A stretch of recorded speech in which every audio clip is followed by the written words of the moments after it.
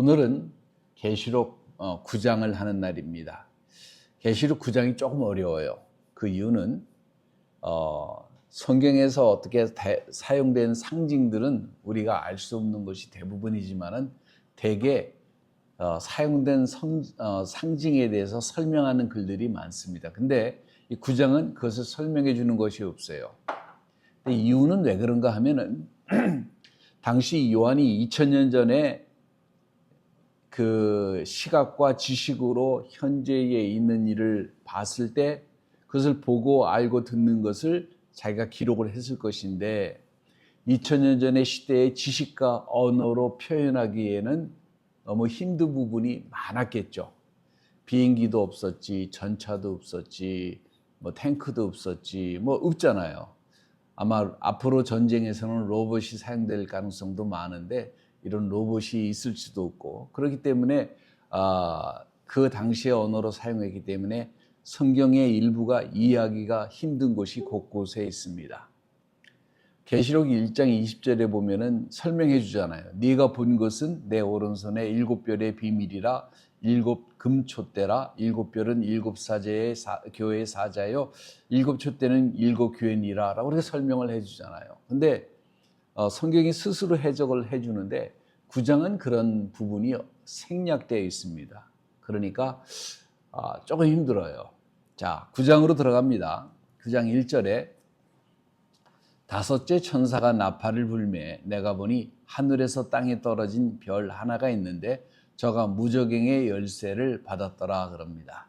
자, 이것은 문자 그대로 별이 떨어지는 것이 아니겠죠. 이것은 하늘에서 떨어진 별이 아니라 어떤 하늘에 있는 영적인 존재가 땅에 떨어져 있는 천사 중에 한 명인데 아마 이거는 사단을 뜻하기도 사단이라고 생각하기도 합니다. 왜냐하면 9장 2절에 이 별을 증거를 했는데 이사야서는 이렇게 좀 더 정확하게 얘기를 하죠. 이사야서 14장 12절에 너 아침의 아들 계명성이요 어찌 그리 하늘에서 떨어졌으며 너 열국을 덮은 자요 어찌 그리 땅에 찍혔는고 라고 정확하게 설명을 해주고 있습니다. 그러니까 하늘에서 떨어진 자가 누구예요? 아침의 아들 계명성인데 사단을 상징합니다. 사단은 땅에 떨어졌습니다. 근데 그런 떨어져 있는 사단에게 열쇠가 주어지는데 이것은 무저갱이라고 하는 자신의 집 같은 장소인데 거기에 악한 영들이, 이 영들도요 다 똑같이 악한 게 아니라 힘이 다 다르고 악한 정도도 다 달라요. 초창기에 너무 악한 짓을 많이 해가지고 하나님께서 보기가 그래가지고 잡아놓은 영들이 있습니다. 그들의 집이었어요. 근데 그것을 악한 영들이 갇혀 있는 곳을 갖다가 깊은 곳이라고 표현을 하고 어비스라고도 그릭말로 얘기를 하기도 하는데 그곳에 적그리스도를 풀어주는 역할을 합니다. 자, 아마 성경학자들은 주님이 언급하신 것이 바로 이곳이라도 하는데 마태복음 12장 40절에 요나가 밤낮 사흘을 큰 물고기 뱃속에 있었던 것 같이 인자도 밤낮 사흘을 땅속에 있으리라 이렇게 얘기를 합니다. 여러분이 사도행전을 보시면 사도행전은 사실 성경적이 아니에요. 우리는 그 사도행전을 침례교에서는 하지 않습니다. 좋잖아요. 그 내부를 들여다보면 그거는 캐토릭을 옹호하는 거예요. 내가 깊이 들어가지는 않겠지만 엉망입니다. 근데 거기에 보면 그런 내용이 나와요. 예수님이 지옥에 들어가셨다가 나오셨다고 하는 얘기가 있어요. 근데 옛날에는 그걸 했는데 그걸 성경적으로 해석하기 뭐하니까 그걸 쏙 빼버렸어요. 그래서 한국 사도 신경에 보면 없어요. 진리가 아닌 거는 변합니다. 진리는 안 변해요. 그죠? 그러니까 진리가 아니니까 지들이 넣고 싶은 거 넣고 빼고 싶은 거 빼는 것 뿐이에요. 설명을 못 한 거지. 근데 그게 뭐냐면 베드로서에 보면 예수님이 가가지고 지옥에서 복음을 증거했다는 얘기가 나오는데 거기 지옥은 탈터러스, 다시 말하면 뭐냐면은 천사들이 갇힌 곳에 가서 구원의 생명의 복음을 진 것이 아니라 승리를 외친 것입니다. 원어를 읽어보면 승리를 외친 것이에요. 내가 너희들 말했지, 내가 이렇게 된다고 얘기했지 라고 승리를 3일 동안 외치신 것입니다. 바로 그곳이에요. 자, 다시 말하면 지금도 굉장히 점점 악해지는 시대예요. 예전에 비하면 굉장히 악한 시대입니다. 문화가 그렇지요라고 얘기할 수도 있겠지만 그 문화를 만들어가는 힘의 뒤에는 어둠의 힘이 작용을 많이 하고 있습니다. 그러다 보니까 하긴 뭐 우리 시대 때 그 옛날 저희 아버님 시대들이 우리 시대를 보고 말세다 그랬는데 그런 말세는 또 아무것도 아닌가. 우리가 볼 땐 지금은 애들 보면 아유 저 말세다 그런 생각을 하잖아요. 자, 근데 지금 모든 악한 영들이 다 왕성하게 활동하는 시기는 아직 아니라는 거예요. 그렇기 때문에 점점 악해지고 이들이 점점 자신이 심판받을 때가 가까웠으므로 한 사람이라도 더 하나님의 형상을 닮은 사람을 지옥불로 같이 들어가려고 하는 것이 이들의 목적입니다. 근데 이들이 봉인이 열리는 날에는 정말로 그동안 갇혀 있었던 많은 악한 영들이 다시 활동하기 시작한다면은 심각한 영적인 변화가 사람들의 심령 속에 무섭게 일어나게 될 것이에요. 9장 2절에 저가 무저갱을 여니 그 구멍에서 큰 불무와 연기 같은 연기가 올라오매 해와 공기가 그 구멍의 연기로 인하여 어두워지며 이렇게 얘기를 합니다. 사단이 무저갱의 문을 열어줍니다. 이때 검은 연기가 나오는데 그리고 이 연기가 땅을 덮습니다. 다시 말하면 뭔가 음산한 기운이 엄청나고 강한 힘으로 지금 나온다는 사실을 요한은 설명하는 듯해요. 9장 3절에 또 황충이 연기 가운데서 땅 위에 나오매 저희가 땅에 있는 전갈의 권세와 같은 권세를 받았더라 이렇게 얘기를 합니다. 자, 황충인데 로커스를 말합니다. 일방적인 메뚜기의 제왕과는 조금 달라요. 자, 이들은 무저갱에서 나온 존재들로 종종 악한 영적인 존재들, 다시 말하면 마귀의 대리자들을 상징합니다. 그 모습에 대한 상세한 모습이 7절에서부터 10절에 나오는데 아마도 초자연적이거나 어떤 악마적 성격을 가진 군대를 시사하는 듯합니다. 근데 그것이 연기 가운데 나온다 그러잖아요. 자, 무저갱이 열릴 때 큰 화덕의 연기 같은 것이 올라와서 해와 공기를 어둡게 하는데 이 연기 속에서 이 메뚜기가 나옵니다. 황충이 나와요. 이는 사단의 어떤 포괄적인 영향력 아래 펼쳐지는 어떤 재앙이 시작하고 하나님이 이들을 통해서 이 땅을 심판하시는 심판의 도구로 사용하고 계시는 것을 지금 나타내고 있습니다. 자, 땅에서 나온다고 얘기했죠. 그죠? 이 재앙은 특정 지역이나 어떤 제한적인 영적 영역에서 국한되는 것이 아니라 실제로 이 땅에 살고 있는 모든 사람들에게 일어나는 고통을 말합니다. 정갈의 권세라고 얘기를 했는데 예수님이 우리에게 믿는 자에게 주신 게 뭐예요? 뱀과 정갈을 밟을 수 있는 권세를 주셨는데 바로 이들은 뭐냐면은 어둠의 권세를 말하는 거겠죠. 자, 근데 이 정갈같이 생긴 것이 나타나는데 정갈이 침이 주는 고통이 매우 심해서 차라리 사람들이 이 고통 속에 살기보다는 죽기를 원한다고 얘기를 하잖아요. 다시 말하면 뭐냐면 이 재앙은 사단의 권세 아래에서 모든 것이 행해지는 것처럼 보이는데 이 권세는 어떻게 했어요? 누군가가 권세를 준 거잖아요. 황충에게 주어졌더라라고 하는 표현이 있는 거니까 뭐냐면은 다시 말하면 모든 걸 누가 주관하세요? 하나님이 주관하시는 거예요. 키를 열어준 것이 누구예요? 하나님 그렇게 하라고 하신 거예요. 모든 것을 누가 다스리고 계세요? 하나님이 다스리고 계십니다. 하나님께서 악의 세력조차도 당신의 심판을 위해서 사용하십니다. 다 하나님이 다스리시는 거예요. 자, 회개를 촉구하는 고통을 지금 주시는 이유는 회개를 촉구하기 위함이에요. 이 재앙의 목적은 불신자들에게 극심한 고통을 주는 것은 주님께서 주시는 것은 딱 한 가지 이유입니다. 회개예요. 회개해서 돌이켜서 하나님께 나가게 하기를 원하는 것이 하나님의 뜻이에요. 우리 인생에서도 과정 속에 힘들고 어렵고 답답한 일이 생기는 이유는 바로 뭐예요? 그 고난과 고통이 있을 때 사람들이 뭐예요? 하나님을 찾잖아요. 불교 신자도 뭐라 그래요? 하나님 그럽니다. 하나님을 다 찾게 돼 있어요.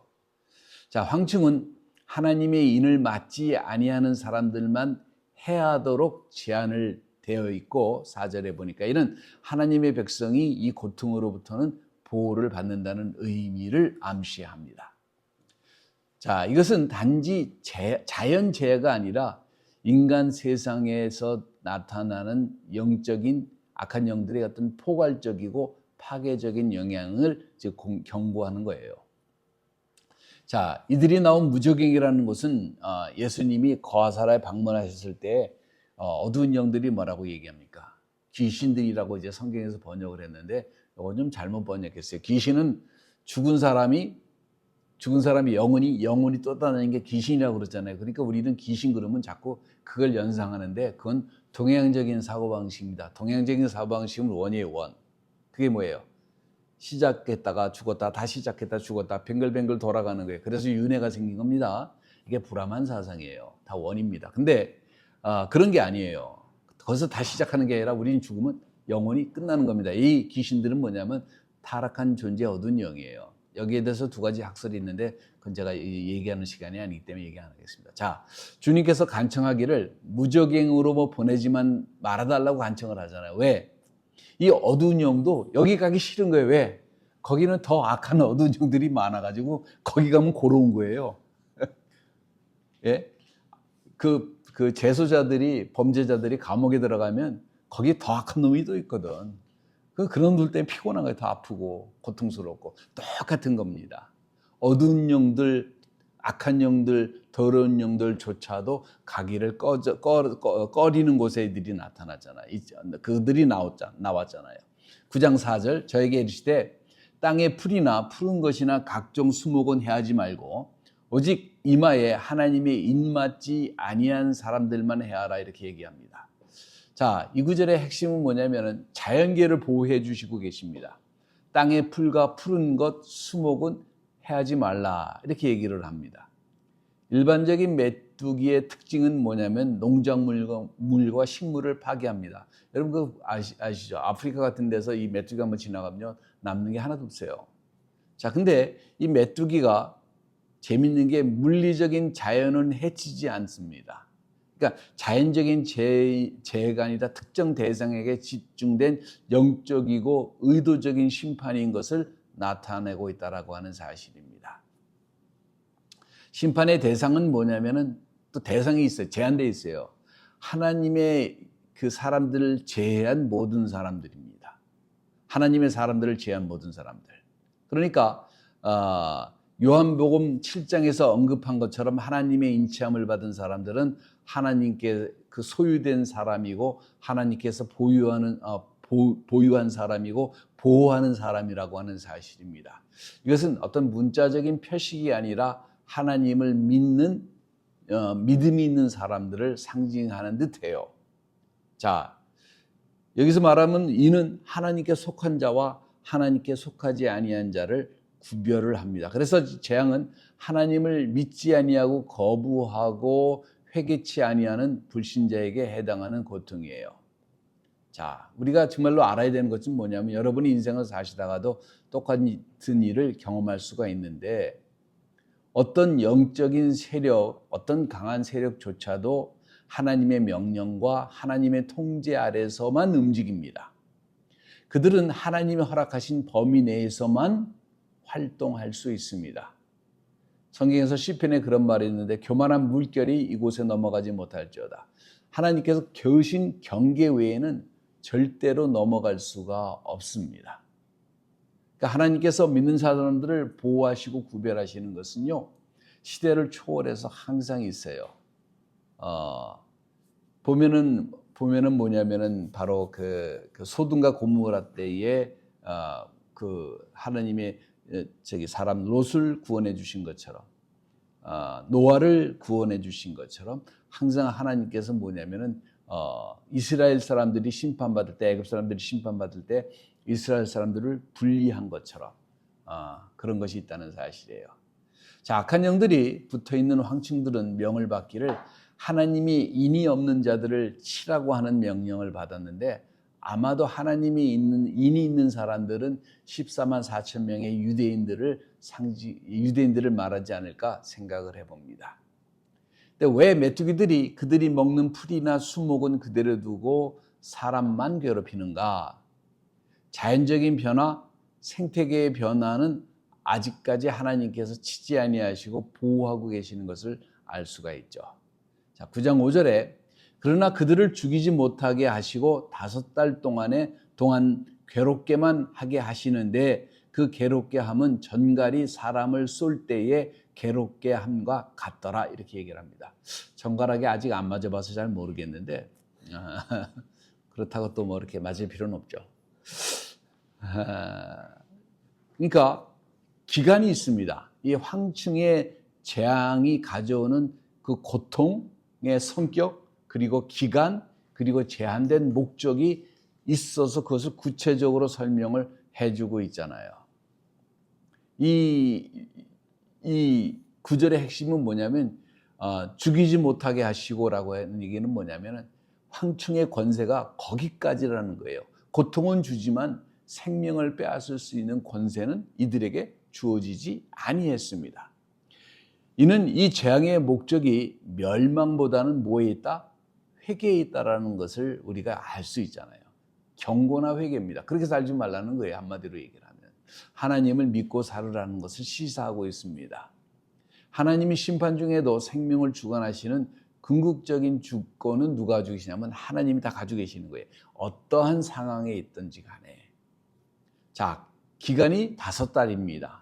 자, 문자적인 기간인지 아니면 우리가 알 수가 없지만은 이 재앙이 영원히 지속되는 것이 아니라 한시적이고 제한적이고 일시적인 기간에만 일어나는데, 이 5이라고 하는 것이요, 여러분, 우리가 그러잖아요. 죽을사 그러는데 죽을사가 아니라 성경에서는 5이 죽는 것을 얘기를 합니다.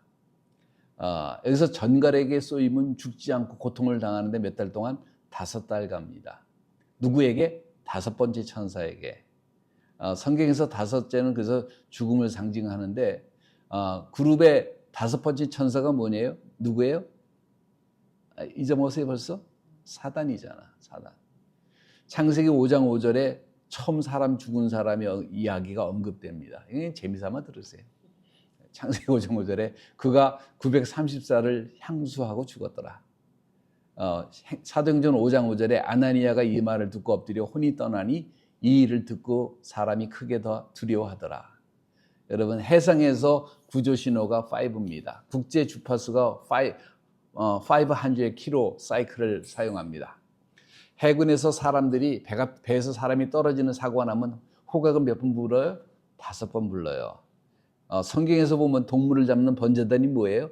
5x5입니다. 너는 출애굽기 20장 1절에 너는 조각목으로 장이 5규빗, 광이 5규빗 단을 만들되 네모 반듯하게 하며 고는 3규빗으로 하고, 그래서 뭐냐면 가로 세로가 딱 정사각형 5x5입니다. 아담의 갈비뼈 5번째에서 여자를 추측했다고 이렇게 사람들은 생각을 해요. 근데 아담이 살았을까요? 죽었을까요? 잠시 죽었을 수도 있습니다. 그러니까 에베소서 5장 25절에 남편들아 아내 사랑하기를 그리스도께서 교회를 사랑하시고 위해서 자신을 주신과 같이 하라라고 얘기하잖아요. 아담은 이브를 얻기 위해서 잠시 죽었어야 했다는 거예요. 교회가 예수님께서 교회를 얻기 위해서 어떻게 하셨어요? 잠시 죽으셔야 했습니다. 그래서 결혼은 어떻게 해요? 죽는 겁니다. 죽는 거. 남자가 살을 때 문제가 많아요. 할렐루야.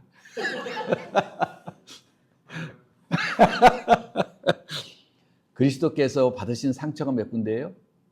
5군데예요. 자, 이런 유사성이 많다는 걸 제가 설명하는 것뿐이에요. 어디 가서 얘기하지 말고. 9장 6절에 그날에 사람들이 죽기를 구하여도 얻지 못하고 죽고 싶으나 죽음이 저희를 피하리로다. 요한계시록 9장 6절은 5째 나팔 재앙 기간 동안에 사람이 겪게 되는 극악의 고통과 절망적인 상황을 얘기하고 있잖아요. 얼마나 고통이 심하냐면 인간이 고통이 너무나 심하면 한계를 넘은 그런 고통이 나오면 삶의 욕구가 다 사라집니다. 그 차라리 죽는 게 낫겠다라고 생각을 할 수가 있는 거예요. 가장 본능적인 게 뭐냐면 사람이 살겠다는 거예요.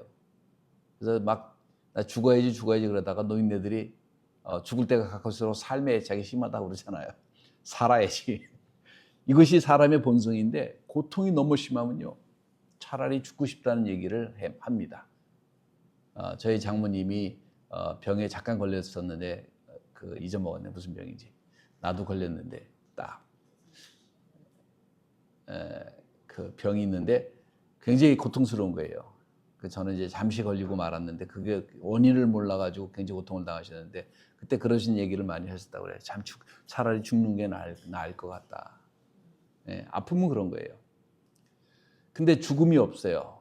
죽음이 그들을 죽음에게로 인도할 수가 없습니다. 모든 고통이나 모든 문제의 해방이나 안식처로 죽음이 선택되어지는 사람도 있겠지만은 이건 잘못된 거지만 이 심판의 시기에는 하나님의 특별한 개입으로 인해 가지고 죽음조차도 허락되지가 않습니다. 사람들은 간절히 죽는 것을 원할 수 있겠지만 죽을 수 없는 상태가 되도록 고통이 지속되어지고 갑니다. 얼마나 준엄하고 피할 수 없는 심판인 것을 우리가 알 수가 있어요. 근데 문제가 뭐냐면 지옥에 가면요, 이거보다 더 심할 거라고 저는 확신합니다. 자, 이 구절은 뭐냐면 다시 말하면은 하나 끝까지 생과 사를 주관하시는 일은 인간의 손에 있는 것이 아닙니다. 생명이 살고 죽는 것은 누구의 손에 있다? 하나님의 손에 있는 것을 강력하게 시사하고 있습니다. 인간은 스스로 삶과 죽음을 결정할 수가 없습니다. 결정해서도 안 됩니다. 그렇기 때문에 하나님께서 심판 기간 동안에 그 고통을 피할 수가 없고 스스로의 어떤 삶을 결정할 수 있지만 죽음을 결정하시는 분들이 간혹 있는데 이것은 옳지 않다고 봅니다. 자, 그럼에도 불구하고 하나님이 원하시는 것은 이들이 회개하고 돌아오는 것을 원하는데 이들은요 끝까지 하나님께 돌아오지 아니하고 우상 숭배와 죄악을 저지를 것이라고 성경은 얘기하고 있습니다. 자, 신경계통이 마비가 되고 다른 인체 기능이 중지되고 얼마나 고통이 심하겠어요. 제가 사이리카가 와가지고 한 발자국을 못 걷는데 걸을 때마다 그 고통이 온몸으로 막 전달되는데 신경이 엄청 아팠거든요. 자, 그러면요 사람이 살고 싶은 마음이 없겠죠. 이게 난다는 생각이 있으니까 참는 거지 난다는 생각이 없어 봐요. 얼마나 힘들겠어요. 자, 이게 하나님을 믿는 게 참 축복입니다, 여러분. 이걸 아셔야 돼요. 7절과 10절에 황충의 모양은 전쟁을 위하여 예비한 말들과 같고 그 머리에 금 같은 면류관 비슷한 것을 썼으며 그 얼굴은 사람의 얼굴 같고 또 여자의 머리털 같은 머리털이 있고 이는 사자의 이 같으며 또 철흉갑 같은 흉갑이 있고 그 날개 소리는 병거와 많은 말들이 전장으로 달려 들어가는 소리 같으며 또 정갈 같은 꼬리에 쏘는 살이 있어 그 꼬리에는 5달 동안 사람을 해하는 권세가 있다. 이게 뭔 소리인지 정말 이해가 안 되잖아요. 그죠? 이해가 안 돼. 근데 아마도 현대전을 봤다면 요한이 비행기가 날아가고 탱크에서 불이 쏟아지면서 포가 날아가고 이런 것을 봤다면 아마 우리는 쉽게 이해할 수도 있을 것 같기도 하는데 전쟁을 위해서 예비한 말들 같다는 얘기는 어떤 강력한 군사력인데 심판을 집행하는 조직적이고 파괴적인 군대가 지금 형성된 것을 말합니다. 그 머리에 금 같은 관 비슷한 것을 썼다는 얘기는 관이라고 하는 것은 승리와 통치의 권세를 이제 상징하기도 하는데 금 같은 것이라는 얘기는 뭐냐면 금은 뭐예요? 왕에게 쓰여지는 건데 그게 아니라 금 같은 거니까 뭐냐면 좀 약간 영적으로 이것을 해석하면은 금 같은 거니까 비슷한 거, 가짜라는 얘기죠. 가짜. 금이 아니라 금 같은 거. 그러니까 좀 가짜나 모조품이나 제한된 거. 그러니까 그 권세가 뭐냐면은 진정한 권세가 아니라는 것을 지금 얘기하는 것입니다. 이들은 자신의 권세로 하는 것이 아니라 하나님께 부여받은 하나님께서 주신 그 권세를 통해 가지고 사람을 괴롭힐 수 있는 일시적인 제한적인 5달 동안 하는 그 존재라는 것을 얘기를 합니다. 그 얼굴은 사람의 얼굴 같고 그럽니다. 이 황충들이 황충 그러니까 대단한 거지 메뚜기입니다. 메뚜기. 지능과 교활함을 가진 존재라는 것을 얘기합니다. 일반적인 메뚜기하고는 달리 이들은 인간적인 지성을 가지고 사람을 속이기도 하고 조종하기도 하고 매니플레이트하고 능력 있는 것을 암시하고 이 영적인 전쟁이 단순한 물리적인 힘뿐만 아니라 지적인 속임수도 포함될 수 있다는 사실을 우리가 깨달아야 합니다. 자, 이 구절은 회개하지 않는 모든 사람들에게 하나님의 심판이 얼마나 철저하고 얼마나 고통스럽고 얼마나 좌절하게 할지, 악한 세력의 모습이 겉으로는 강력하고 매력적으로 보일 수 있지만은 그 본질은 파괴자인 것을 우리가 깨달아야 된다는 사실을 양면을 알아야 합니다. 그 머리털은 여자의 머리털 같고 그랬잖아요. 그 묘사는 황충들이 매혹적이거나 유혹적인 특성을 가질 수도 있다라고 하는 사실을 우리에게 암시하기도 합니다. 겉보기에는 아름답거나 무해해 보일 수도 있지만 그 본질은 파괴적인 것입니다. 고대 아라비아 전사들의 긴 머리 스타일은 뭐를 특징하냐면 전투적이고 잔인한 특징을 나타내기도 했다고 합니다. 자, 근데 보면요, 공산주의도 이 세상에 나왔을 때 마르크스가 공산주의를 이 세상에 왔을 때 당시에 뭐 굉장히 열악했죠. 어린아이들도 7살, 8살, 9살 되는 아이들도 노동의 현장에 투입이 됐습니다. 학교가 없었어요, 여러분. 아무것도 없었어요. 그러니까 길거리 놀기보다는 야 가서 돈 1센트라도 벌어와. 그러면 가가지고 애들이 막노동을 하는 거예요. 그럼 돈이 생기니까. 그러니까 영국에서 산업혁명이 처음으로 벌어지고 막 그런 것을 보고서 그 마르크스가 어떻게 생각을 했냐면 야, 저거는 망한다. 왜냐하면 저렇게 학대받고 그러다 보면 반드시 뭐예요? 나쁜 사람들이 있잖아요. 그러면 학대를 하고 월급도 제대로 안 주고 막 착취하는 사람들이 생기고 그런 것이 또 사회에서 문제가 되고 이제 그런 걸 보고서 원래 헤겔이 사회주의를 만든 사람인데 대표적인 사람인데 그 헤겔 밑에서 도강을 했던 사람이 마르크스입니다. 그래서 마르크스가 이렇게 보다가 어떻게 생각을 했냐면 야, 이게 계급이라는 게 갈라져 가지고 이렇게 하면은 다 망하겠다. 그러니까 공통적으로 같이 일하고 같이 나눠 먹으면 좋잖아. 라고 이렇게 얘기를 한 거예요. 그래가지고 공산주의가 나온 겁니다. 얼마나 겉으로 보기에 매혹적이고 유혹적이에요. 여러분, 똑같이 일을 해서 똑같이 나눠서 먹는 사람들 봤어요? 생산성이 달라요. 그래서 유고의 티토이즘을 만든 모리스라고 하는 학자가 그 티토이즘을 했는데 뭐라고 얘기를 하냐면 새로운 계급. 지금 중국 공산당 누가 지금 다 잡고 있어요? 공산당 당원들이. 그 밑에 있는 애들 말고 밑에 있는 사람들이 열심히 앞에 가지고 허드레일을 하는 거고 높은 사람들이 다 자기들은 특권이 있어요. 오래 살죠? 왜 오래 살는지 요번에 시진핑이 얘기했잖아요. 푸틴한테. 애들 장기 받고 피 받으면 되는 거예요. 말이 돼요? 그러니까 결국은 뭐냐면 인간은 그런 게 있을 수가 없는데 굉장히 매력적이고 유혹적인 것을 다 드러내는 거예요. 야, 노동자가 다 결정을 해야지 왜 경영자만 결정을 해? 같이 결정하면 지금 어떻게 됐어요? 지금 한국 망하고 있잖아요. 미국이 왜 망한 줄 아세요? 제조업이? 그래서 망한 거예요. 똑같은 거를 지금 미국이 겪었던 일을 한국이 겪는 거예요. 그러니까 돈 가진 사람들이 뭐냐면 공장 돌리는 일을 안 하려고 합니다. 왜? 피곤하니까. 예. 사자의 이빨, 그런 얘기 하는 게 사자 이빨. 사자는 힘, 맹렬함, 그리고 먹이를 완전히 파괴하는 능력이 있는데 이 사자 힘이 어디서 나와요? 이 이빨에서 나옵니다. 그리고 이는 황충들이 사람을 고통스럽게 하고 해치는데 강력한 힘이 있는 것을 지금 사자 이빨로 표현을 하고 있습니다.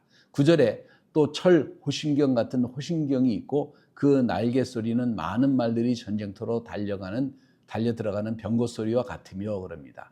철 호신경, 이건 뭐냐면은 여기 가슴에 이렇게 대는 보호대를 말해요. 철로 된 보호대.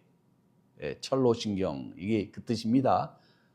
가슴을 보호하는 갑옷, 이런 말이에요. 다시 말하면 이들의 존재가 난공불락이고 어떤 공격으로도 보호받을 수 있는 무적의 존재인 것을 나타내고 있습니다. 자, 날개소리라고 얘기했는데 아마 이 많은 벌들이 이게 날개로 막 하면 소리가 많이 나는 것처럼 이 황충의 군대가 엄청나게 많고 신속하고 파괴적인 기세로 전 세계에 공포를 일으키는 조직적인 어떤 세력의 군대임을 상징하고 있습니다. 10절에 또 정갈과 같은 꼬리와 침이 있고 그 꼬리에는 5달 동안 사람들을 해하는 권세가 있도다 그럽니다.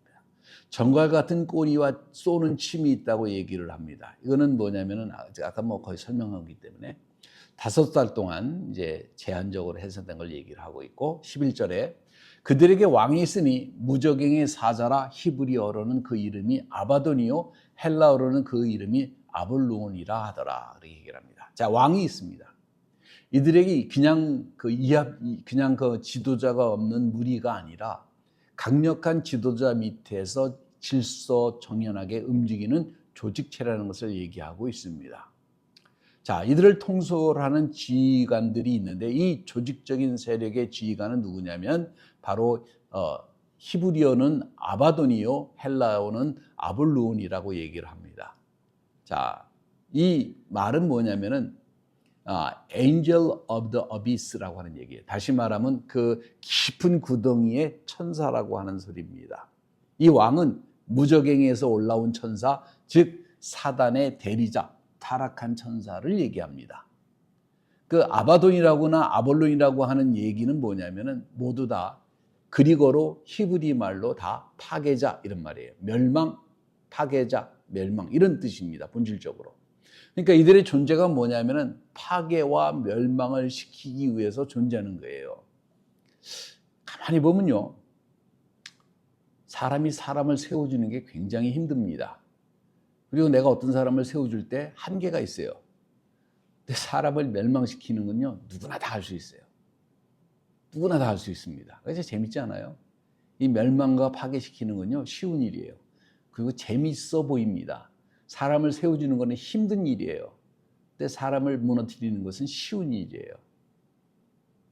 자, 종합적으로 이 구절들은 악한 영적 세력들이 겉으로는 굉장히 매력적으로 보일 수 있을지 모르지만은 결국은 하나님의 인침을 받지 아니하는 불신자들에게 아주 극심하고 파괴적인 고통을 주는 조직적인 하나님의 심판의 도구로 사용되는 것을 지금 얘기하고 있습니다.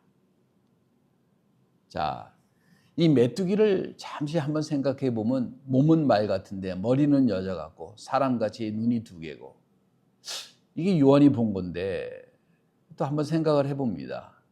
요한의 언어로 이것을 황충이라고 표현했는데 금 같은 것을 썼고 사자 이 같고 철인과 같은 것이 있고 날개 소리도 나고 이게 뭔가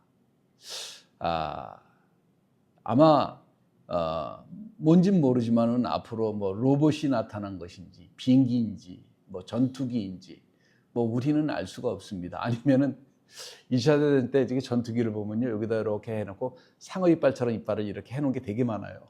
눈 그려놓고 그걸 본 건지 그런 식으로 뭔지 모르겠지만 아마 생각을 한번 해봅니다. 자, 9장 11절에 저에게 임금이 있으니 무적행의 사자라 히브리 음으로 이름은 아바돈이요 헬라음으로 이름은 아블론이라. 군대의 이름이 뭐냐면은 사단입니다. 사단을 돕는 자, 무적행에서 갇힌 자. 사단은 무적행에 갇힌 자는 아니죠. 무적행의 문을 연 자죠. 그러니까 무적행에 갇혔다가 나온 자들. 이것이 뭐냐면 사단의 측근입니다. 자, 이들은 파괴적이죠. 12절에 드디어 첫째 화가 지나갔으니 보라 아직도 이후에 화 둘이 이르리라. 처음 화가 이제 지나간 거예요. 파괴자들의 등장과 황충의 고통이 나타났습니다. 13절에 여섯째 천사가 나팔을 불며 내가 들으니 하나님 앞 금단 네 뿔에서 한 음성이 나서 이렇게 얘기를 합니다. 여섯 번째 나팔을 이제 붑니다. 금단은 화난 성도들의 기도가 향과 섞여져서 올라가는 것이잖아요. 향단에서 올라가는 것입니다. 그러니까 지금 환난 시대에 순교했던 순교자들과 그 다음에 환난 시대에서 고통을 당하는 아직 환난 시대 성도들이 땅에 사는 성도들이 기도가 함께 연합해가지고 막 하나님 앞에 지금 드려지는 거예요. 이때 여섯 번째 천사가 나팔을 붑니다. 근데 한 음성이 순교자를 대신해서 말합니다. 제단 끝 뿔이 내 모서리에 있는데 그 궁유를 발할 때는 사람들이 이 뿔을 양손에 잡고 이제 고하기도 하죠. 14절에 나팔을 가진 여섯째 천사에게 말하기를 큰 강 유브라데에 결박한 네 천사를 놓아주라 하라 하며 그럽니다. 자, 누가 이렇게 얘기를 합니다. 큰 강 유프라테스 강입니다. 이거는 창세기에서 언급된 강이기도 해요. 아담이 범죄하고 가인이 아벨을 죽였던 장소라고 신학자들이 추측하는 곳이기도 합니다. 아마도 홍수가 시작된 곳이 이곳일 수도 있습니다. 사단의 도시가 뭐예요? 하나님의 도성이 예루살렘이면 사단의 도성은 바벨론입니다. 바벨론이 최초에 세워진 곳이기도 하고 바벨탑이 세워진 것이기도 합니다. 바로 이곳에 최초의 제국이, 인간이 세운 제국이, 악마의 형상을 가진 제국이 세워진 곳이기도 합니다. 이곳에서 여러분이 잘 아는 점성술, 우상숭배, 악마를 섬기는 것, 모든 점 보는 것, 이런 것들이 다 여기서 시작을 한 것입니다. 그 힙슬룸이라고 하는 학자가 두 개의 바벨론이라고 하는 책을 보면은 그 논문인데 굉장히 길죠. 근데 아주 유익합니다. 근데 보면은 바로 이거를 이제 설명을 하고 있죠. 금서예요. 한마디로 얘기하면 지금 얘기한 책은 캐톨릭에서 금서로 얘기를 하는데, 자 여기서 보니까 천사가 몇 명이에요? 타락한 천사가 4명이 나타납니다. 능력이 주변에 많은 넘치는 천사가 많겠지만은 그 악함으로 인해서 결박당한 천사가 올라오는데 몇 명이 올라온다? 4명이 올라와요. 왜 4명일까요? 여러분, 사단은요 하나님을 흉내내는 걸 되게 좋아합니다. 하나님 주변에 천사가 몇 명이 있어요? 항상 어디를 가나? 가드하는 천사가 4명이 있잖아요. 마태, 마가, 누가, 요한이 있잖아요. 그죠? 그룹 천사들이 4명이 항상 사람 형상 같은, 송아지 형상 같은, 독수리 형상 같은, 사자 형상 같은 천사가 있는 것처럼 이놈도 이렇게 흉내를 내는 거예요. 하나님의 삼위일체인 것처럼 사단, 적그리스도, 그 다음에 그 악령, 이렇게 삼위일체를 또 흉내를 내는 것처럼 이것도 흉내를 내는 것 같아요. 자, 하나님이 이들을 방면합니다. 이 땅에 이제 저주가 나옵니다. 15절에 네 천사가 놓였으니 그들은 그 연, 월, 일, 시에 이르러 사람 3분의 1을 죽이기로 예비한 자들이더라. 엄청난 사건입니다. 이들이 놓이면은 인구의 3분의 1을 죽이기로 작정을 한 자들입니다. 자, 믿는 자들은 이미 휴거되어 있죠. 4장에 휴거됐습니다. 자, 여기에 4분의 1 인구가 네 번째 인봉 뗄 때에 죽습니다. 근데 여기 또 보니까 이제 계시록 6장 8절에 내가 보매 청황색 말이 나오는데 그 탄자들의 이름은 사망과 음분이 그 뒤에 따르더라. 저희가 땅 4분의 1의 권세를 얻어 검과 흉년과 사망과 땅의 짐승으로서 죽이더라. 이게 4분의 1이에요. 자, 근데 여기에 또 수많은 재해와 전쟁으로 통해 가지고 약 3분의 1의 인구가 이 네 천사가 주관하는 역사를 통해 가지고 약한 천사를 통해서 3분의 1의 천사가 죽습니다. 그러니까 주님이 뭐라고 얘기를 하셨어요? 마태복음 24장 22절에 그 날들을 감하지 아니하였다면 모든 육체가 구원을 얻지 못할 것이나 그러나 택하신 자들을 위하여 그 날들을 감하시리라. 그래서 뭐예요? 택하신 자들은 누구예요? 예, 바로 하나님의 인치함을 받은 사람들입니다. 9장 10절에 마병의 순이 2만만이니 내가 그들의 수를 들어노라. 이 만만이 몇 명인 줄 아세요? 몇만일 것 같아요? 2만만이. 마병대 수, 군대의 수가 2만만이래요. 2만만이 뭐예요? 세봐요? 예, 보세요. 2억 명이 2억 명. 이 2억 명은요, 당시에 요한 시대의 세계 인구보다도 더 많은 숫자입니다. 이 정도의 대군을 지금 현지에서 이끌 수 있는 나라는 딱 두 나라밖에 없어요. 어딥니까? 중국과 인도예요. 중국이 인구가 지금 13억, 15억, 13억 얘기하는데 이것도 이 중국 통계는 믿을 수가 없어요. 하도 거짓말을 많이 해서 믿을 수가 없어요. 근데 아무튼 그렇대요. 왜냐하면 그렇게 얘기를 많이 해. 인구수가 많아야 사람들이 투자를 많이 하기 때문에 이제 자꾸 뻗치는데, 저는 이 인도 사람이 또 굉장히 아주 강력합니다. 동영상을 보니까 중국 사람들이 일반적으로 매너가 없잖아요. 왜냐하면 문화혁명 시대에 예의라는 게 없었어요. 왜냐하면 살아야 되니까.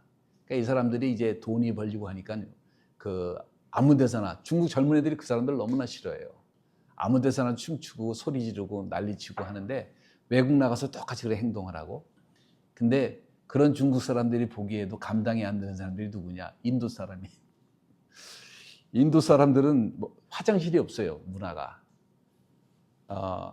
중국 사람은 집에 화장실이 있습니다. 우리도 화장실 문화가 있잖아요. 좀 멀어서 그렇지. 근데 중국 사람들은요, 인도 사람은 화장실이 없어요. 그래서 옛날에 지오그래픽 뭐더라, 저기에 보면요, 나와 있는데, 화장실을 가기 위해서 기차관으로 갑니다. 여자 이쪽, 남자 이쪽. 예, 기차관으로 가요. 근데 이들이 중국에 관광객으로 가니까 중국 사람들이 아주 기절초폭을 하는 거예요. 자, 이들이 어떨지 모르겠어요. 중국 군대의 정규군과 비정규군을 합하면 지금 한 2억 명이라고 합니다. 자, 중국이 지금 공산주의를 전파하기 위해서 얼마나 많은 악행을 저질렀어요. 악행을 저질렀습니까? 근데 만약에 인도가 중국처럼 어떤 사상을 가지고 중국처럼 지금 민주주의 국가지만은 다른 방향으로 자신을 표현한다면 하면은 아주 심각한 문제가 또 닥칠 수도 있잖아요. 저는 이렇게 생각을 해봅니다. 군대 지도자들은 내 천사에 의해서 미혹돼 가지고 전쟁이 일어나는데 인구의 3분의 1이 죽도록 그렇게 하나님이 그 한계를 정하신 거예요. 이 역시도 뭐냐면은 하나님이 주관하시는 것입니다. 9장 17절에 이같이 이상한 가운데 그 말들과 그 탄자들을 보니 불빛과 자줏빛과 유황빛 흉갑이 있고 또 말들의 머리는 사자 머리 같고 그 입에서 불과 연기와 유황이 나오더라. 자, 2만만의 군대들이, 2억 명의 군대들이 말을 타고 옵니다. 말이 전차인지 잘 모르겠지만 미사일을 쏘고 있는 건지 모르겠습니다. 불과 유황과 연기라 이렇게 나옵니다. 18절에 이 세 재앙 곧 그 입에서 나오는 불과 연기와 유황으로 인하여 사람의 3분의 1이 죽임을 당하니라 이렇게 얘기를 합니다. 사단은 틀림없이 이 세상에 나올 때 뭘 가지고 나와요? 평화를 가지고 나올 겁니다. 평화. 지금 빨갱이들이 뭐 가지고 나와요? 인권. 베네수엘라 이런 데도 인권 얘기를 되게 많이 인권. 근데 그 안에서 죽어가는 진짜 인권을 생각하지 않고 뭐만 얘기를 하냐면 범죄자의 인권만을 얘기를 해요. 참 신기합니다. 범죄자의 인권을 생각해가지고 잡지도 않아요.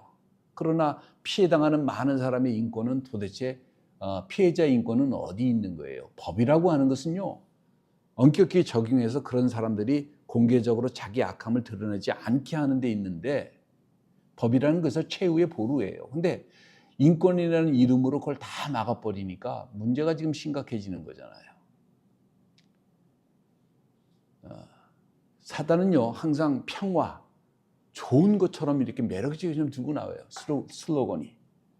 그들의 와치월드는요, 굉장히 남들이 보면 매력적으로 보여요. 진실. 저도 대학교 때 쏘가가지고 완전 자빠했었는데, 진실. 근데 진실을 알아보니까 다 거짓말이야. 이게 참. 예. 9장 19절에 이 말들의 힘과 그 입과 꼬리에 있으니 그 꼬리는 뱀 같고 또 꼬리에 머리가 있어 이것으로 해하더라. 뭔지 모르지만은 아마 치명적인 무기인 것 같아요. 9장 20절에 이 재앙에 죽지 않고 남은 자들은 그 손으로 행한 일들을 회개치 아니하고 오히려 여러 귀신과 또 보거나 듣거나 다니거나 하지 못하는 금, 은, 동과 목석의 우상에게 절을 하고 이렇게 얘기를 합니다. 사람들이요, 어려우면 어려울수록 어디에 빠집니까? 이 미신에 빠져요. 우상 숭배에 빠집니다. 그리고 악마 숭배에도 많이 빠져 있어요. 미국이 지금 악마 숭배에 굉장히 빠져 있습니다. 여러분 그거 아세요? 악마 숭배에 굉장히 빠져 있어요. 회개를 거부하고 예수의 복음을 거부합니다. 많은 사람이 생각합니다. 아이, 다른 종교 가지면 되지. 굳이 착하게 살면 되지. 예수의 꼭 기독교를 믿어야 되나? 이렇게 생각할 수도 있어요. 근데요, 진리의 바탕으로 하지 아니하면요, 이게 다 잘못된 길로 결국은 가게 됩니다. 우상숭배가 일반화될 것이고 그 우상숭배를 통해서 사단이 경배를 받게 될 거예요. 사람들이요, 하나님을 버린 죄가 무엇인지를 모를 거예요. 여러분 쉽게 생각하면 이런 거예요. 미국이 미국다워진 거는 왜 그렇게 된 겁니까? 바로 이들의 신앙의 힘에서 나온 거예요. 크리스천이티라고 하는 이 사고와 생각이 미국을 오늘 미국답게 만든 거예요. 미국이 왜 무너졌습니까? 이 사고가 무너져서 망가지는 거예요. 단지 이 사고가 종교를 버린 것이 아니라 그러므로 말미암아 모든 악한 일들을 당연한 것으로 수용을 하고 인간의 프리퍼런스로 수용을 하고 죄악을 그냥 받아들인 거예요. 그렇게 됩니다. 그래 타락하는 거예요. 하나님을 저버렸습니다. 애들은 지금도요, 한 30년 전만 해도 미국 어느 지방에 가면 법원에 다 십계명이 있어요. 이게 도덕률입니다. 근데 하나님을 거부하는 놈들이 그걸 다 고소를 해가지고 내가 하나님 안 믿는데 왜 이런 게 여기 있어야 되냐. 다 그 철거를 하면서 지금 재판을 보세요. 얼마나 거짓된 재판이 많은지. 완전히 이제 정파로 재판을 해. 저 사람이 내 편이야? 그럼 잘못해도 오케이. 저 사람 내 편 아니야? 그러면 그냥 억울하게 때리고 이런 게 지금 나타나잖아요. 돈에서 미국 돈에 하나님이 축복하신다는 물구를 삭제해버렸습니다. 21절 또 살인과 복술과 음행과 도적질을 회개치 아니하더라. 이게 똑같잖아요. 오늘 시대하고. 6가지 죄악이 나옵니다. 회개를 거부하고 예수를 부인하는데 4가지 계획이 나옵니다. 살인, 복술, 음행, 도적질. 뉴에이지 운동도 여기 다 들어가 있어요. 사람들은 자신이 종교가 없다고 스스로 생각하는 사람도 되게 많습니다.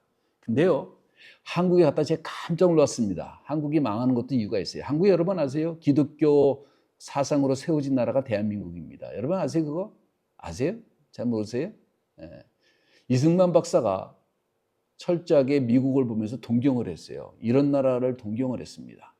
그래서 기독교를 받아들이면서 기독교 사고방식으로 세웠어요. 국회를 처음 만들었어요. 사람들이 민주주의가 뭔지를 모르는 사람들에게 민주주의를 가르쳐가면서 민주주의를 한 사람이 이승만 박사입니다. 그러면서 거기서 처음에 국회 시작할 때 어떻게 시작했어요? 기도하면서 시작했습니다. 미국처럼. 미국 처음에 다 그랬어요. 미국은 지금도 전쟁 나가기 전에 기도하고 전쟁합니다. 하나님께 보호를 요청하고 기도를 해요. 가장 세상에서 깨끗한 군대가 2군데가 있어요. 적군이 먼저 총을 쏘지 않으면 먼저 총 쏘지 않습니다. 그게 미국 군대하고 이스라엘 군대가 그렇게 합니다. 탈레반을 봤어요. 한국 군대 같으면 어떻게 해요? 봤어? 그럼 가가지고 다 때려잡는데 아닌 사람까지 다 덩달아서 묶어가지고 다 때려잡는데 미국 애들은 그렇게 하지 않습니다. 탈레반 봐도 총 들고 있어. 걔들이 총을 쏘기 전까지는 총 쏠 수가 없어요. 그게 법입니다. 그게 기독교 바탕으로 되어진 훈련을 받았기 때문에 그런 거예요. 우상 숭배하는 집단과 다른 게 많습니다. 사람들이 점 보고 복 비는 것. 대학교 갔더니 대학교 앞에 점 보는 데가 그렇게 많아요. 깜짝 놀랐어요. 그게 다 뭐냐면은 얘하고 나하고 결혼할 수 있나 없나. 운수점, 돈을 버나 못 버나. 대학교 졸업한 다음에 돈을 내가 잘 버나 안 버나. 그런 게 막 쫙 깔려 있더라고요. 옛날에는 그렇게 없었거든요. 우상숭배가 엄청 심해진 거죠. 심지어는 교인들도 사업을 할 때 목사님 찾아가야 모른다고 생각해서 도덕적인 얘기밖에 안 하니까 전보로 간대요.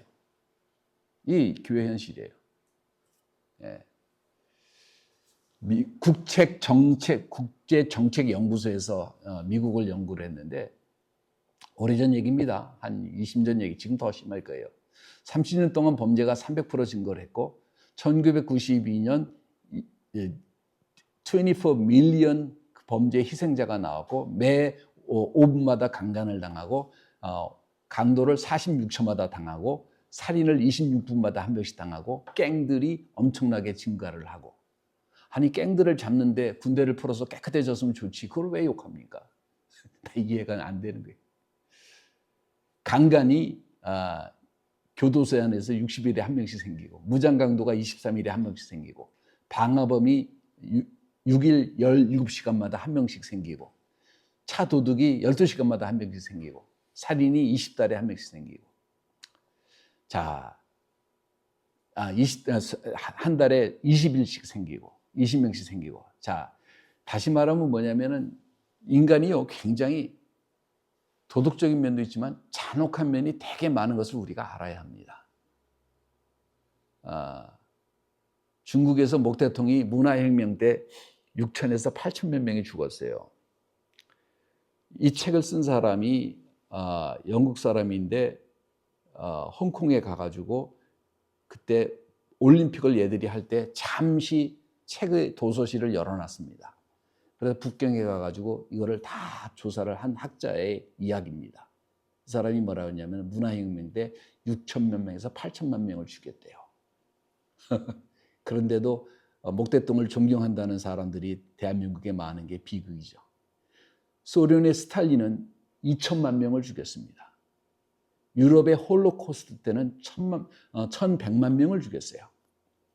캄보디아에서는 뭐냐면 사르트르라고 하는 미친놈한테 폴포트가 교육을 받아가지고 인간을 개조해야 된다. 사르트르 아시죠?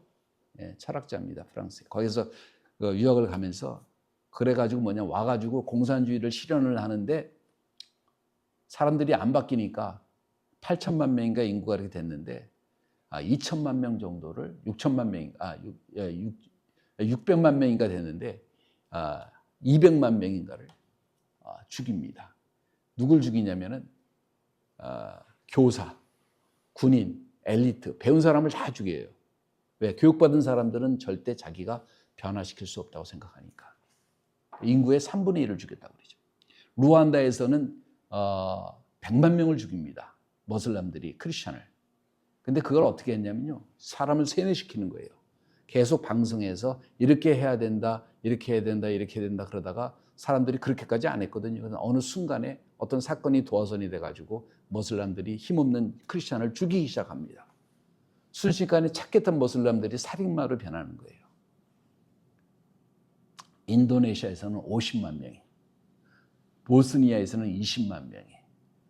사람이 악이요. 착한 사람들 참 착한데 그 착한 사람도 믿으면 절대로 안 돼요. 그 악이 나오는 순간에 인간의 악한 본성이 또 나오기도 합니다.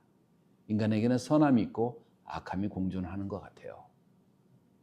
그래서 우리가 하나님을 믿는 것은 진리의 하나님을 따라간다는 것은 단지 그냥 종교 하나를 믿는 것이 아니라 그것이 우리의 악한 신성을 다 억누르고 진리 대신 하나님을 쫓고 그 피로 우리가 죄사함을 얻고 우리에게 새 생명이 주어지고 새로운 관점과 새로운 삶의 가치 기준을 얻게 되는 것을 뜻하는 것입니다.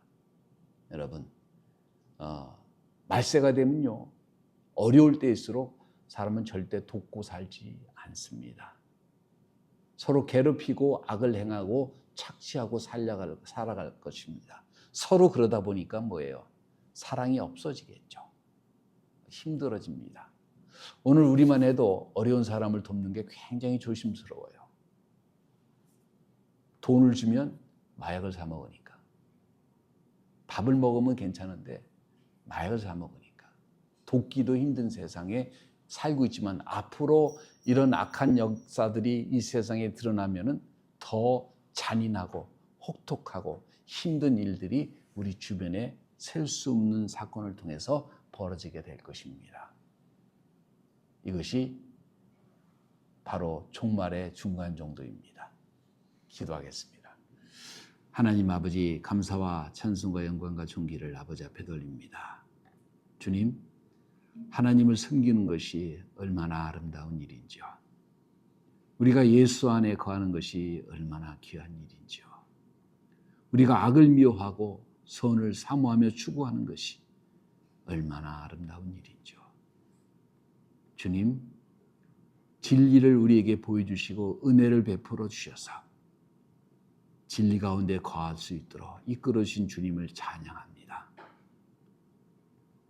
아무 쓸모없고 가치 없는 저희들이 아버지 하나님의 자녀가 되어 하나님을 찬양할 수 있는 은혜를 베풀어 주신 것을 감사를 드립니다. 찬양을 올립니다. 모든 것을 감사드리며 이것을 예수님의 이름으로 기도합니다.